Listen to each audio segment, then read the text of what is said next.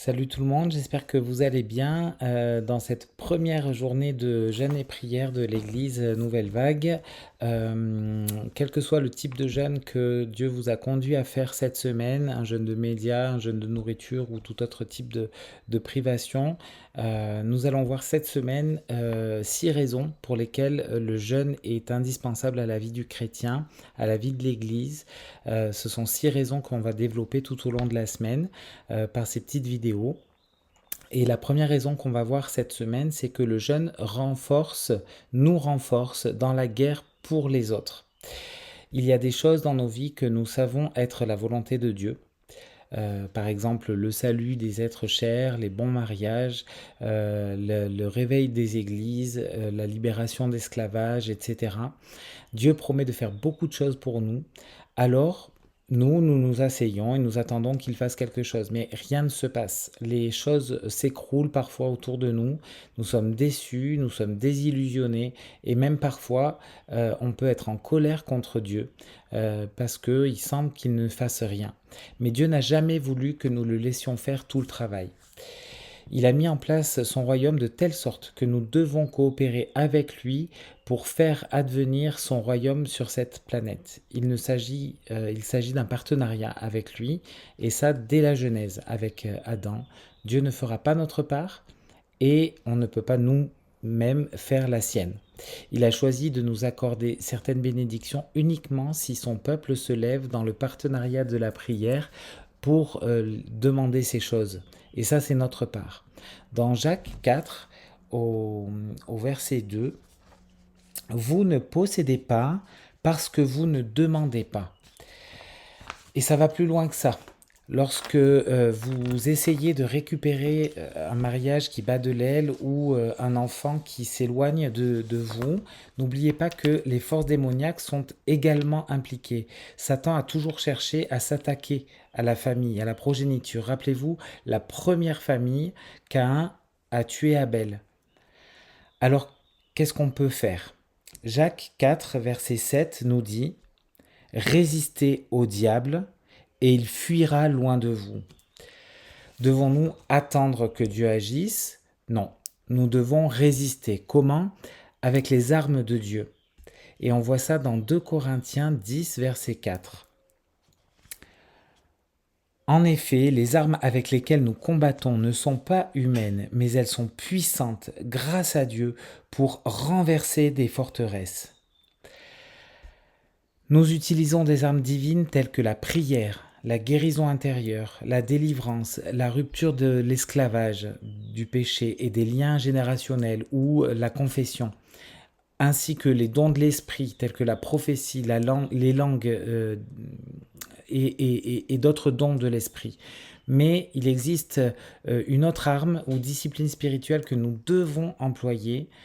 Et lorsque les disciples de Jésus demandèrent au Seigneur pourquoi ils ne pouvaient pas chasser les démons d'un garçon, Jésus a répondu dans Matthieu 17, 21, « Cependant, cette sorte de démon ne sort que par la prière et par le jeûne. »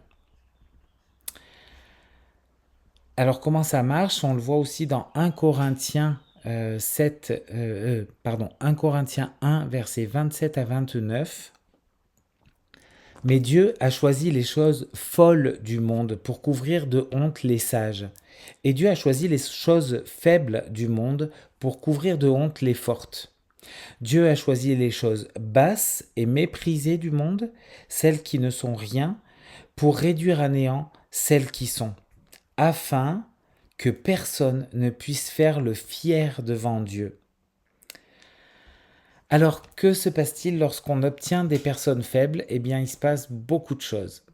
Et on le voit dans 2 Corinthiens, chapitre 12 et verset 9. « Ma puissance s'accomplit dans la faiblesse. Ainsi, je me montrerai bien plus volontiers fier de mes faiblesses afin que la puissance de Christ repose sur moi. » Dieu choisit des personnes faibles. Pourquoi? Ainsi, il doit mettre sa puissance en eux ou derrière eux, et cela devient évident. Dieu, il obtient, lui, la gloire, et les gens sont attirés vers lui et pas vers nous. Par exemple, Ron Pierce, qui est dans Empower Ministries, dit toujours qu'il y a deux choses clés que l'Église non occidentale a qui la rendent si puissante. La pauvreté et la persécution. Pourquoi ? Parce que cela leur permet de s'appuyer entièrement sur la puissance de Dieu. C'est la faiblesse involontaire. Lorsque Dieu permet de grands défis dans ta vie, c'est pour que tu sois faible.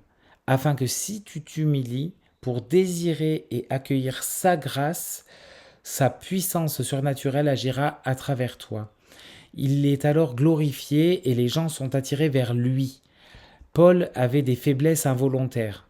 Il nous parle d'une écharde dans sa chair, la persécution, la maladie, les reproches, la détresse. Mais Paul a choisi aussi la faiblesse volontaire, et pour la même raison. Et dans 2 Corinthiens 11, verset 27, il nous parle qu'il fait de nombreux jeûnes. La faiblesse est obligatoire pour ceux qui désirent la force spirituelle. Dans l'Ancien Testament, l'humilité et le jeûne étaient même liés. Et on le voit dans Esdras 8, verset 21.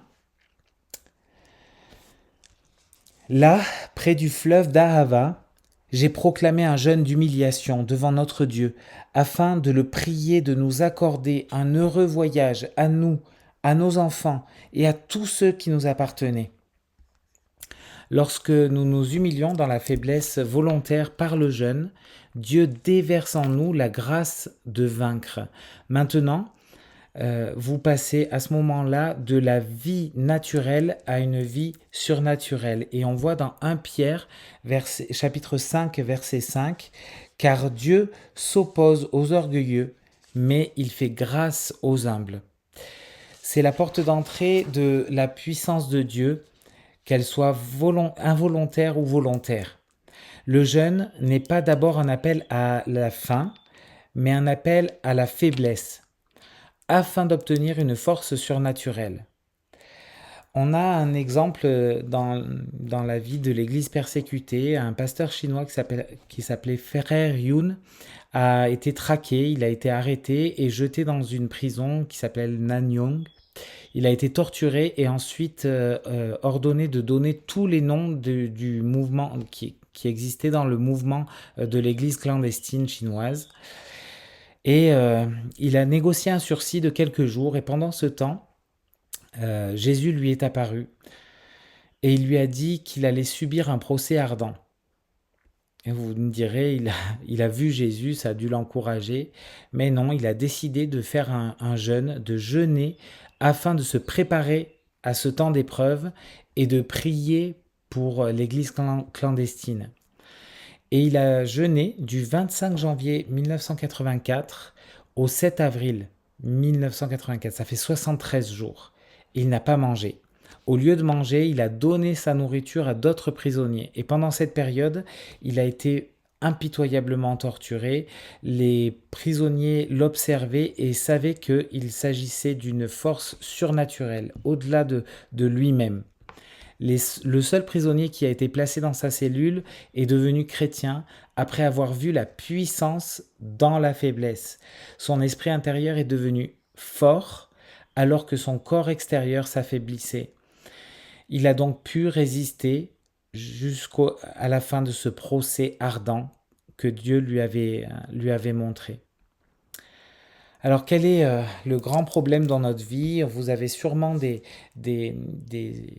raisons de prier et de jeûner personnelles dans votre vie. On a aussi détaillé ce pourquoi nous devons prier dans notre Église. On a des problèmes, on a des difficultés pour nos familles et c'est ce pourquoi on a proclamé ce jeûne.